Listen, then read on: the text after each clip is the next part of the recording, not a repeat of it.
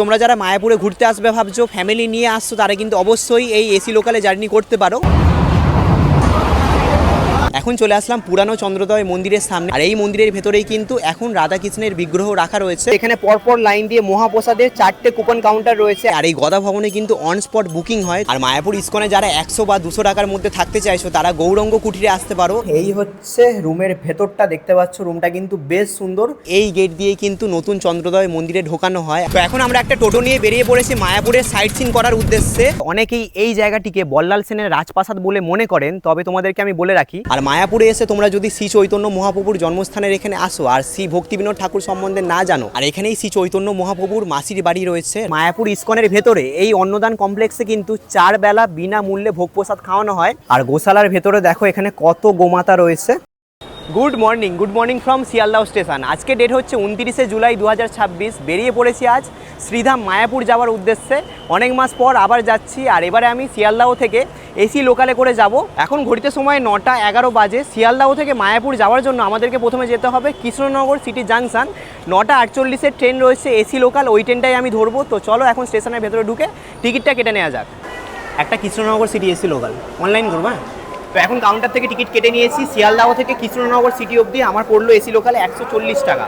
আর আজকে Krishnanagar city AC local দিয়ে দিয়েছে 8 নম্বর প্ল্যাটফর্মে।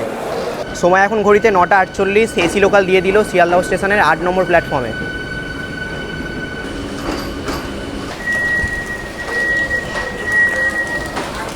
তো প্রবেশ করে গেলাম ট্রেনের ভেতরে, আর এই হচ্ছে এসি লোকালের ইন্টেরিয়ার। দেখতে পাচ্ছ এরকম সিটিং অ্যারেঞ্জমেন্ট রয়েছে, আর ওপরে ব্যাগ রাখার জায়গা রয়েছে, তার সাথেই রয়েছে ফ্যান, এসিও রয়েছে, আর এপাশে রয়েছে সিসিটিভি।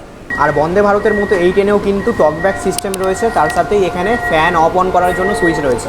সময় 9টা 48, একদম রাইট টাইমে কিন্তু আমাদের ট্রেন ছেড়ে দিল শিয়ালদাহ স্টেশন থেকে।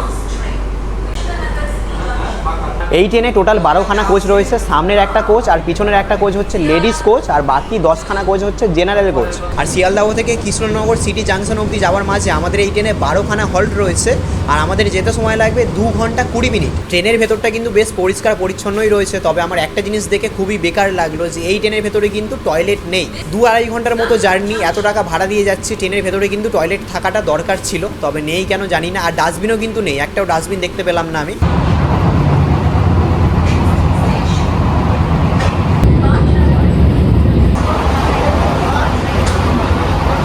আর আমি তো শিয়ালদাহ থেকে কৃষ্ণনগর সিটি জাংশন হয়ে যাচ্ছি মায়াপুর, তবে তোমরা চাইলে কিন্তু হাওড়া স্টেশন থেকে কাটোয়া লোকাল ধরে নবদ্বীপ ধাম হয়েও কিন্তু মায়াপুর পৌঁছাতে পারো। আর হাওড়া স্টেশন থেকে গেলে এক্সপ্রেস ট্রেনেরও অপশান রয়েছে, যেমন বালুরঘাট এক্সপ্রেস।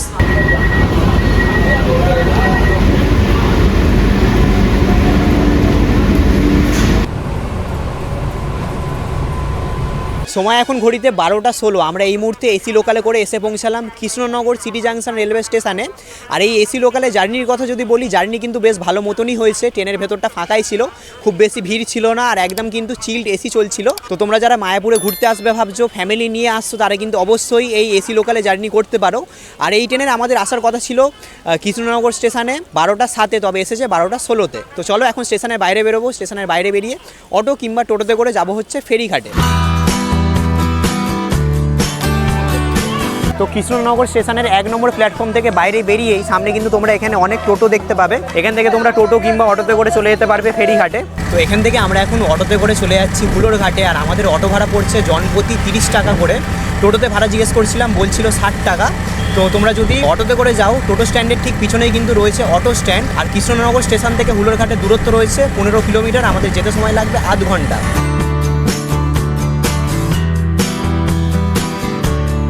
তো এখন আমরা অটো করে চলে এলাম স্বরূপগঞ্জ হুলোর ঘাটে, আর অটো আমাদেরকে মেন রোডে নামিয়ে দিয়েছিল। আর একদম সামনেই কিন্তু রয়েছে স্বরূপগঞ্জ হুলোর ঘাট। এখন আমাদেরকে এই ঘাট থেকে ফেরি করে নদী পেরোলেই কিন্তু পৌঁছে যাব মায়াপুরে। দুটো মায়াপুর।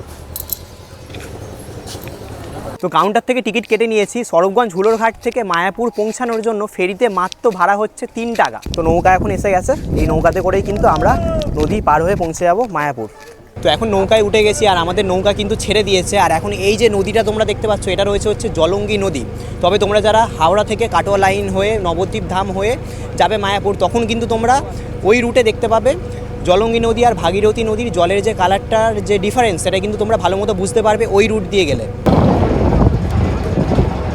তো তো এখন চলে আসলাম মায়াপুরে, আর নৌকা করে ওপার থেকে এপারে আসতে কিন্তু 1 মিনিটও সময় লাগলো না, একদমই একটুখানি সময় লাগলো। আর এখন আমরা সবার প্রথমে এখান থেকে ইসকন টেম্পলে যাবো না, যাবো আমরা এখন আমাদের হোটেলে। যেহেতু আমরা এসি লোকালে করে এসেছি তাই আমাদের আসতে অনেকটাই লেট হয়েছে, তাই এই সময় যদি ইসকনে যাই কোনো ভবনেই কিন্তু রুম পাওয়া যাবে না। তো তার কারণেই কিন্তু আমরা আগে থেকেই হোটেল বুকিং করে এসেছি। আর আমাদের হোটেলটা রয়েছে হচ্ছে ফেরিঘাটের একদমই কাছে। তো এখানে আমরা নেমেছি, আর এই রয়েছে আমাদের হোটেলের ব্যানার, দেখতে পাচ্ছ লেখা রয়েছে হোটেল সানশাইন ভিলা। এই হোটেলেই কিন্তু আমরা স্টে করব, আর আমাদেরকে যেতে হবে এই গলি দিয়ে। আর এই হচ্ছে এনাদের রিসেপশান, দেখতে পাচ্ছ রিসেপশানটা কিন্তু বেশ সুন্দর, একদম কিন্তু ঝা চকচকে রয়েছে প্রপার্টিটা। আর এই হোটেলে চেক ইন টাইম রয়েছে হচ্ছে সকাল 10টা, আর চেক আউট টাইম রয়েছে হচ্ছে সকাল 9টা। তো এখন রুমে চেক ইন করে গেছি, আমাদেরকে সেকেন্ড ফ্লোরে রুম দিয়েছে। চলো তোমাদেরকে আমাদের রুমটা দেখাই। এই হচ্ছে সেকেন্ড ফ্লোরের করিডোরটা দেখো কতটা সুন্দরভাবে সাজানো। এখানে রয়েছে খুবই সুন্দর একটি পেন্টিং, এপাশে সিসিটিভি ক্যামেরা রয়েছে। আর আমাদেরকে দিয়েছে 212 নম্বর রুম। এই হচ্ছে রুমের ভেতরটা, দেখতে পাচ্ছ রুমটা কিন্তু বেশ সুন্দর। এখানে একটা কিং সাইজের বেড রয়েছে, এই বেড আরামসে 2 থেকে 3 জন থাকতে পারবে। এখানে ব্ল্যাঙ্কেট দিয়ে দিয়েছে, তার সাথেই দিয়েছে বালিশ। এপাশে রয়েছে একটা টেবিল, তার সাথেই রয়েছে একটা সুন্দর কাভার্ড। এখানে মিরার রয়েছে, আর এপাশে দিয়ে দিয়েছে ডাস্টবিন, তার সাথেই এপাশে বসার দুখানা চেয়ার রয়েছে। আর এই হচ্ছে ড্রেসিং টেবিল। ওপরে দেখতে পাচ্ছ ফ্যান রয়েছে, তার সাথেই এটা কিন্তু এসি রুম, এখানে এসি রয়েছে। আর ওপরে ফল সিলিংয়ের কাজটা দেখো কতটা সুন্দর দেখতে লাগছে। ওভারঅল রুমটা কিন্তু বেশ সুন্দর, একদম ঝাঁ চকচকে। যেহেতু তোমাদেরকে বললাম প্রপার্টিটা একদমই নতুন, তার কারণে একদমই কিন্তু পরিষ্কার পরিচ্ছন্ন রয়েছে। আর এই রুমের সাথেই এই হচ্ছে অ্যাটাচ বাথরুম, দেখে নাও বাথরুমটা কিন্তু বেশ বড় রয়েছে। এখানে ওয়েস্টার্ন কুমোড রয়েছে, তার সাথে এই হচ্ছে গিজার, আর এখানে রয়েছে বেসিন মিরার।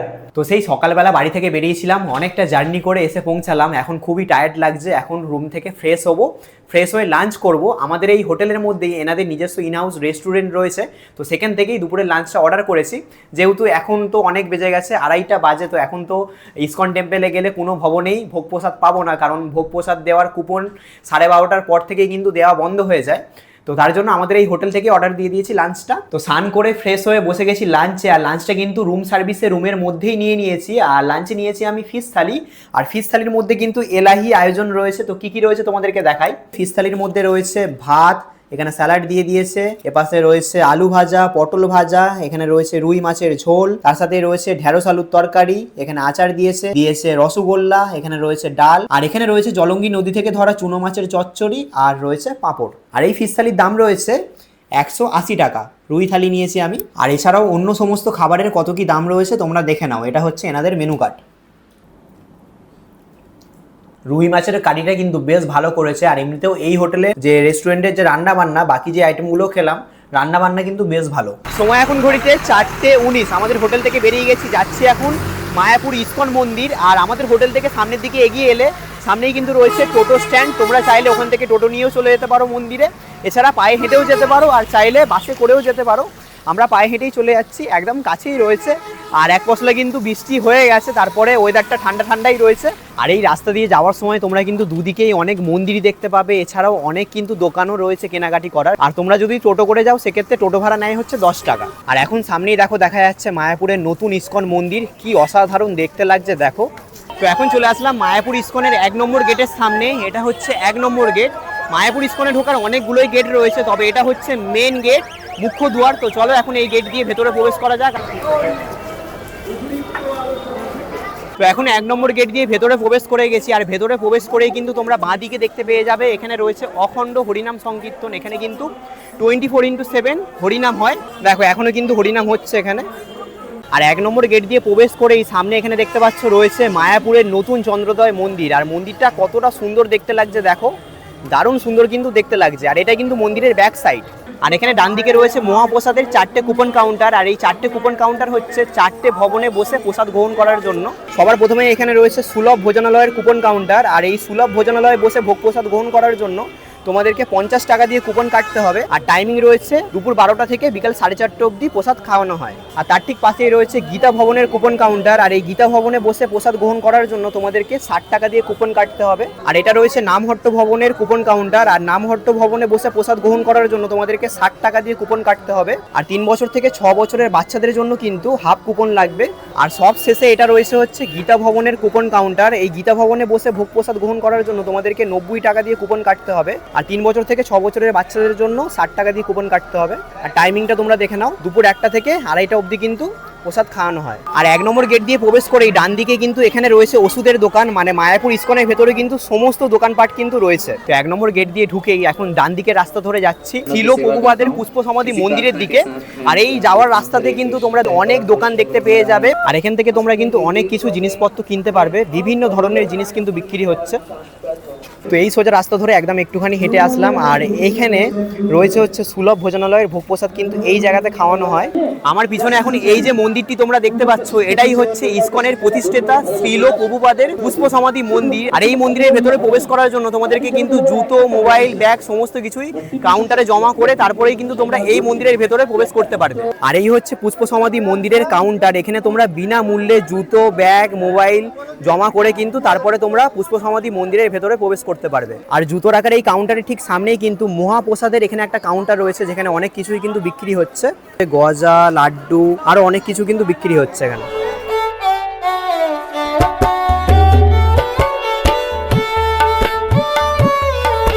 আর এই হচ্ছে চন্দ্রোদয় মন্দিরের একদম সামনের দিকটা, দেখো কতটা সুন্দর দেখতে লাগছে। তবে মন্দিরের কাজ কিন্তু এখন অনেকটাই বাকি রয়েছে, অসাধারণ দেখতে লাগছে।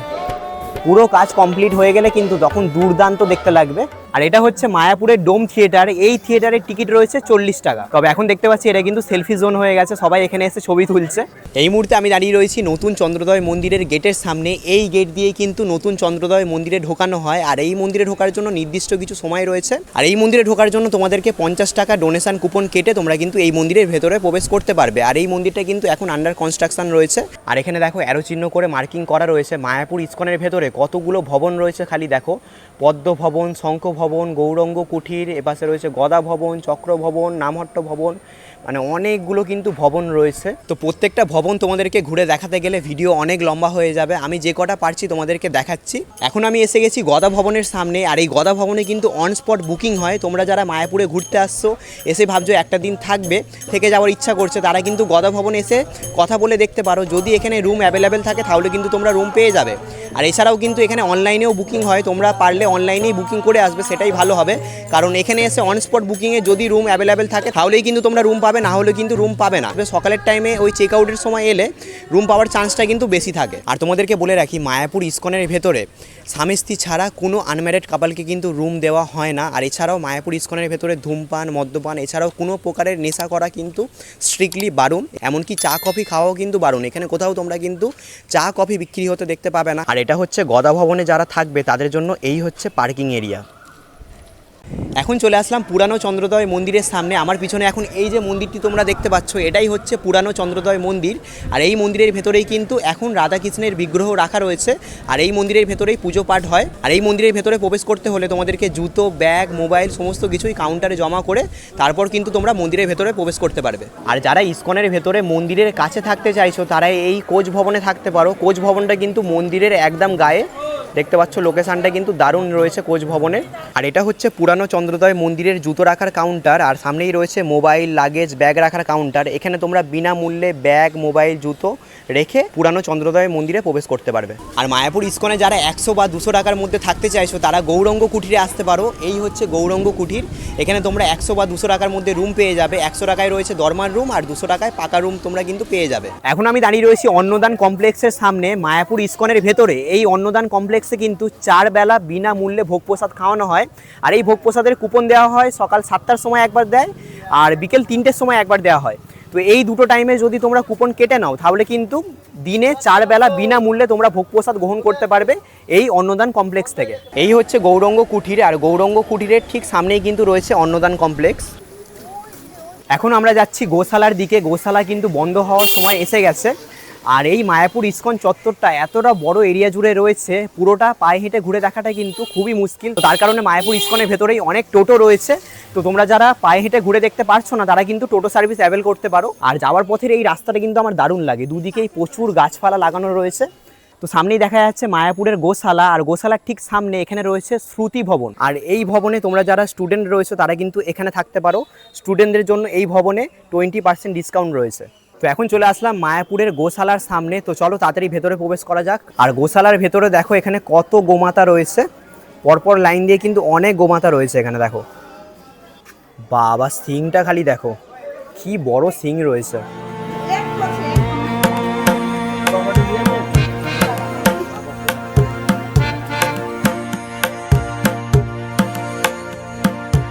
এই রয়েছে গোশালা, আর গোশালার ঠিক নিচেই এনাদের নিজস্ব আউটলেট থেকে কিন্তু তোমরা ঘি, দই, পনির, ক্ষীর এই সমস্ত কিছু কিন্তু নিতে পারো।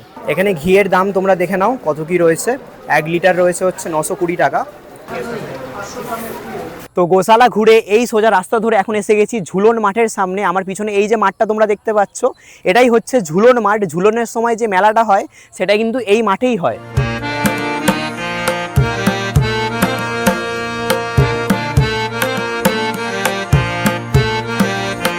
তো এখন চলে আসলাম চন্দ্রোদয় মন্দিরের সামনে, আর এখন কিন্তু মন্দিরের ভেতরে আরতি হচ্ছে, তার কারণে ভিড়টা খালি দেখো বাইরে বেশ ভালো পরিমাণে কিন্তু ভিড় রয়েছে। আর এই মন্দিরের ভেতরে কিন্তু ক্যামেরা অ্যালাউ নেই, তো মন্দিরের ভেতরে গিয়ে তো তোমাদেরকে দেখাতে পারবো না। তবে এই মন্দিরের ভেতরেই কিন্তু এখন হচ্ছে সন্ধ্যা আরতি, আর এই বোর্ডে কোন কোন সময়ে কোন কোন আরতি হয় সেই আরতির টাইমিংগুলো কিন্তু দেওয়া রয়েছে, তোমরা ভিডিওটা পজ করে দেখে নিতে পারো।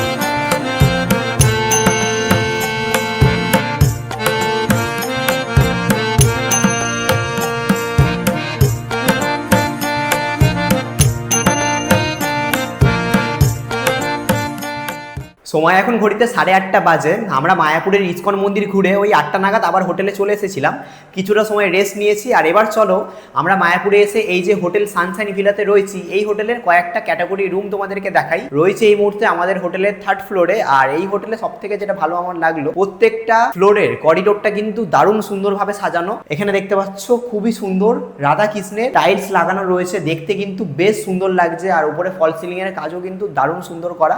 তো চলো তোমাদেরকে দেখাই 216 নাম্বার রুম। তো এই হচ্ছে রুমের ভেতরটা, দেখতে পাচ্ছ রুমটা কিন্তু বেশ বড় আর সুন্দর। এখানে একটা কিং সাইজের বেড রয়েছে, এই বেড আরামসে 2 থেকে 3 জনের মতো থাকতে পারবে। ব্ল্যাঙ্কেট দিয়েছে, টাওয়াল দিয়েছে, আর এটা কিন্তু এসি রুম। দেখতে পাচ্ছ এখানে এসি রয়েছে, ফ্যান রয়েছে, আর উপরে ফল সিলিং এর কাজটা কিন্তু দারুণ সুন্দর দেখতে লাগছে। আর এখানে রয়েছে একটি ড্রেসিং টেবিল, তার সাথে এখানে রয়েছে 2খানা বসার চেয়ার আর টেবিল, আর এই পাশে রয়েছে স্টিলের একটি আলনা। তো রুমটা কিন্তু ওভারঅল বেশ সুন্দর। আর এই রুমের সাথেই এই হচ্ছে অ্যাটাচ বাথরুম, দেখে নাও। এখানে ওয়েস্টার্ন কুমোড রয়েছে, গিজার রয়েছে, আর এই হচ্ছে মিরার বেসিন। তো তোমাদেরকে 216 নাম্বার রুমটা দেখালাম, সিঙ্গেল বেডরুম। আর এবার চলো একটি ডবল বেডরুম দেখে নেওয়া যাক। তো এবার দেখাবো তোমাদের 220 নাম্বার রুম। তো এই হচ্ছে রুমের ভেতরটা, রুমটা কিন্তু বেশ বড়, আর যেহেতু ডাবল বেডরুম তাই এই রুমটাতে 2খানা বেড রয়েছে।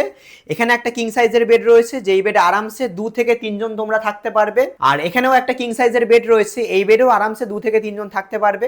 আর সেম ব্ল্যাঙ্কেট দেওয়া রয়েছে, টাওয়াল দেওয়া রয়েছে, আর এখানে রয়েছে ওয়ার্ড্রপ, তোমরা জিনিসপত্র রাখতে পারো। আর এসি রুম, এখানে এসি রয়েছে, ফ্যান রয়েছে, আর উপরে ফল সিলিং এর কাজটা দেখো কতটা সুন্দর দেখতে লাগছে। আর এখানে বসার 2খানা চেয়ার রয়েছে, আর রয়েছে টেবিল, আর তার সাথে প্রত্যেকটা রুমে কিন্তু ডাস্টবিন দেওয়া রয়েছে। আর এই রুমের সাথেই এই হচ্ছে অ্যাটাচ বাথরুম, এখানে ওয়েস্টার্ন কুমোড রয়েছে, গিজার রয়েছে, এই হচ্ছে শাওয়ার, আর এখানে রয়েছে বেসিন, মিরার।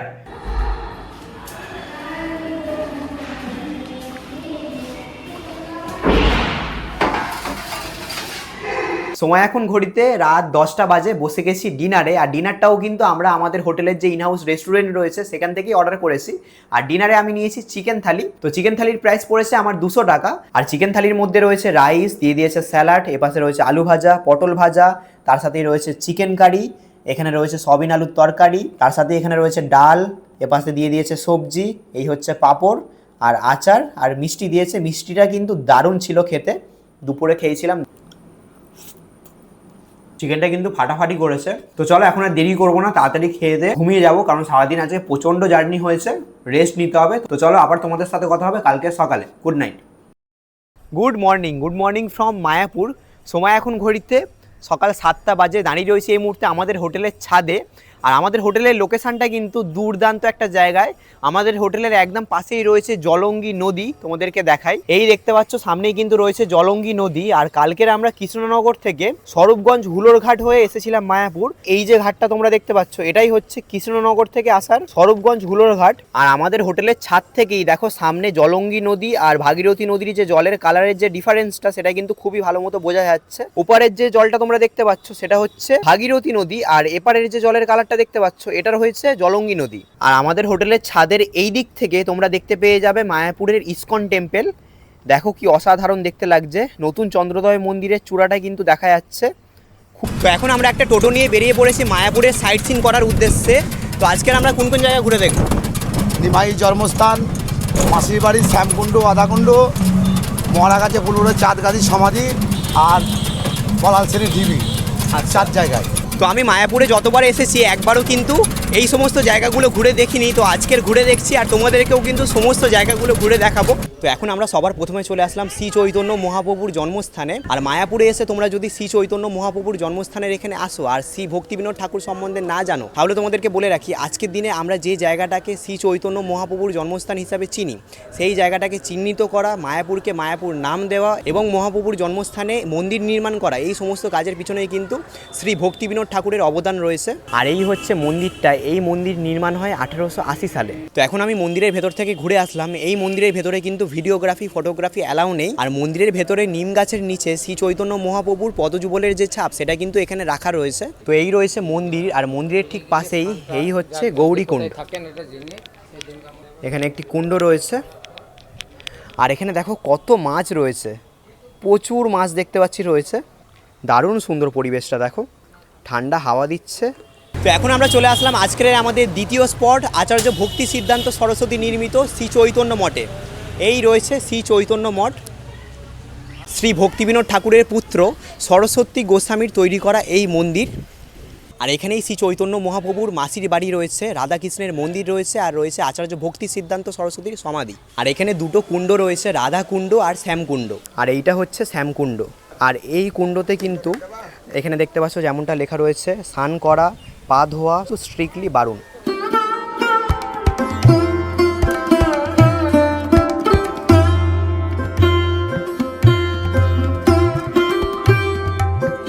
আর মন্দিরের ভেতরেই এখানে একটি লাইব্রেরি রয়েছে, শ্রী ভক্তি সিদ্ধান্ত পাঠাগার রয়েছে, আর এখানে রয়েছে শ্রী চৈতন্য লীলা প্রদর্শনী এক্সিবিশন রয়েছে।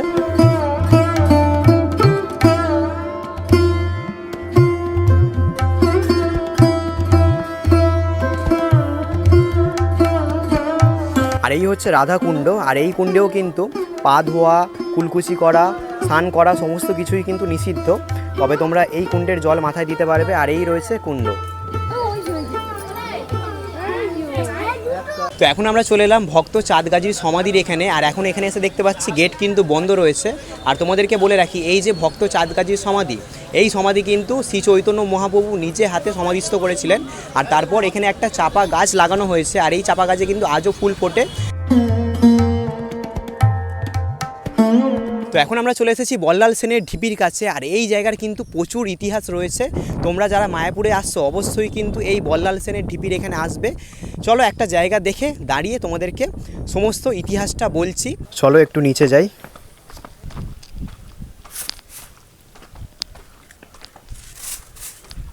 এই জায়গাটিকে স্থানীয়ভাবে বল্লাল সেনের সঙ্গে যুক্ত করা হয়। বল্লাল সেন ছিলেন সেন বংশের একজন গুরুত্বপূর্ণ রাজা। আর এখানে খনন কার্য চালু হয় 1982 সাল থেকে 1988 সাল অবধি এখানে খনন কার্য চলে। বেশ কয়েক দফায় খনন কার্য চালানো হয়। আর সেই খনন কার্যের ফলেই কিন্তু মাটির নিচ থেকে এই বিরাট স্ট্রাকচারটি বেরিয়ে আসে। এখানে একটি বড় নির্মাণের পাশাপাশি বেশ কিছু ছোট ধর্মীয় স্থাপত্যের নিদর্শন পাওয়া গেছে। তো এই রয়েছে পুরো স্ট্রাকচারটা। তবে একটা বিষয় এখানে বলা খুবই দরকার, অনেকেই এই জায়গাটিকে বল্লাল সেনের রাজপ্রাসাদ বলে মনে করেন, তবে তোমাদেরকে আমি বলে রাখি বল্লাল সেনের রাজত্বকাল ছিল হচ্ছে 1160 সাল থেকে 1179 সাল অবধি। তবে আর্কিওলজিক্যাল সার্ভে অনুযায়ী এই ঢিপির নিদর্শন পাওয়া যায় 10ম থেকে দ্বাদশ শতকের মাঝামাঝি সময়ে, যেই সময় কিন্তু বল্লাল সেনের রাজত্বকালই ছিল না। বলা হয় এই জায়গাতে একটি টেম্পল ছিল। অ্যাকচুয়ালি এই জায়গাতে কী ছিল সেটা কিন্তু এখনও ক্লিয়ার না। আর এই বল্লাল সেনের ঢিপিকে আর্কিওলজিক্যাল সার্ভে অফ ইন্ডিয়া থেকে একটা monument of national importance declare করা আছে। তো তোমাদেরকে শর্টে এই জায়গার ইতিহাসটা বলে দিলাম। এবার তোমরা যদি এই জায়গাতে আসো, এই জায়গার আসল গুরুত্বটা বুঝতে পারবে। যে কোনো হিস্টোরিক্যাল প্লেসে যদি তোমরা যাও আর সেই জায়গার ইতিহাসটা যদি তোমরা না জানো, তাহলে কিন্তু তোমরা সেই জায়গার যে গুরুত্বটা সেটা কিন্তু বুঝতে পারবে না। তো এই জন্য ইতিহাসটা জানা কিন্তু খুবই দরকার, না হলে মনে হয় যে এটা কি এমনি ঢিপি, কী বা আছে এখানে দেখার। কিন্তু অনেক কিছু রয়েছে দেখার জানার। তো অবশ্যই কিন্তু তোমরা এখানে আসবে। সময় এখন ঘড়িতে 11:15 বাজে। আমরা সাইট সিন করে আবার এসে গেছি আমাদের হোটেলে। আর আমরা এই যে সাইট সিনটা করলাম এতে আমাদের পড়েছে হচ্ছে 250 টাকা। পুরো টোটোটার পড়েছে 250 টাকা। তোমরা মায়াপুরের ইস্কনের সামনে থেকে কিংবা ফেরিঘাটের সামনে যে টোটো স্ট্যান্ড রয়েছে সেখান থেকে টোটো বুক করে এই সমস্ত জায়গাগুলো ঘুরে দেখে নিতে পারো। 250-300 টাকার মতনই নেয়। তো এখন আমরা পেয়ে গেছি হোটেল সানশাইনের ওনার সুখদেব দাকে। নমস্কার দাদা। আচ্ছা, তো এই হোটেলে কি কি ক্যাটাগরি রুম রয়েছে আর রুম ট্যারিফ কত কি রয়েছে সেটা তুমি একটু বলে দাও। আমাদের দু টাইপের রুম রয়েছে। আচ্ছা।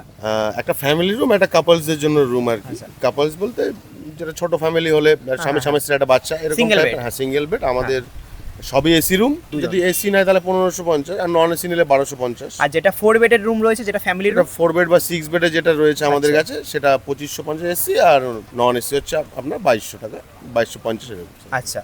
আর আনম্যারিড কাপল কি অ্যালাউ রয়েছে? হ্যাঁ, কাপল আরও রয়েছে। আইডি কার্ড দেখাতে হবে? আইডিটা মাস্ট হতে হবে, মেয়েদের ক্ষেত্রে 18+, ছেলেদের ক্ষেত্রে 21+। আচ্ছা। আর এই হোটেলে যারা বুকিং করবে, বুকিংটা কিভাবে করবে? বুকিং আমাদের যে নাম্বারটা তুমি আচ্ছা, দিয়েছো, স্ক্রিনে দিয়ে দিচ্ছি। হ্যাঁ স্ক্রিনে দিয়ে আচ্ছা, দাও, এই ওই নাম্বারে তোমরা কল করে কিংবা হোয়াটসঅ্যাপ করে বুকিং করতে হ্যাঁ পারো। হ্যাঁ হোয়াটসঅ্যাপের মাধ্যমে হবে। তো তোমরা যারা মায়াপুরে আসছো, অবশ্যই আমি তোমাদেরকে বলবো একবার তোমরা হোটেল সানশাইনে এসে স্টে করে দেখতে পারো। এখন আমরা হোটেলটাকে চেক আউট করে যাচ্ছি, চেক আউট করে চলে যাব। এই নদীর ওপারেই রয়েছে স্বরূপগঞ্জ হুলোরঘাট, সেখান থেকে অটো করে চলে যাব Krishnanagar city junction railway station, তারপর ওখান থেকে ব্যাক করে যাব শিয়ালদা। আর এই হচ্ছে হোটেল সানশাইন ভিলার, এটা রয়েছে পার্কিং এরিয়া। পার্কিংটা দেখতে পাচ্ছ বেশ বড় রয়েছে। তোমরা যারা গাড়ি নিয়ে আসছো 4 হুইলার কিংবা 2 হুইলার, তোমরা কিন্তু এখানে পার্কিং করে দিতে পারবে। আর পার্কিং চার্জ কিন্তু লাগে না, ফ্রি। তোমরা যারা হোটেলে স্টে করবে তাদের জন্য কিন্তু কোনো পার্কিং চার্জ লাগবে না। তো এখন আমাদের হোটেল থেকে বেরিয়ে গেছি, আর আজকের এই ভিডিওটা আমি এখানেই শেষ করছি। একদিনে তোমাদেরকে মায়াপুরটা ঘুরিয়ে দেখালাম। তো আমার এই ভিডিওটা তোমাদের কেমন লাগলো অবশ্যই তোমরা কমেন্ট করে জানিও, আর ভালো লাগলে লাইক করে দিও, আর চ্যানেলে নতুন হয়ে থাকলে চ্যানেলটা অবশ্যই সাবস্ক্রাইব করে দিও। তাহলে চলো আবার দেখা হবে তোমাদের সাথে পরবর্তী ভিডিওতে। সবাই ভালো থাকবে, সুস্থ থাকবে, টাটা।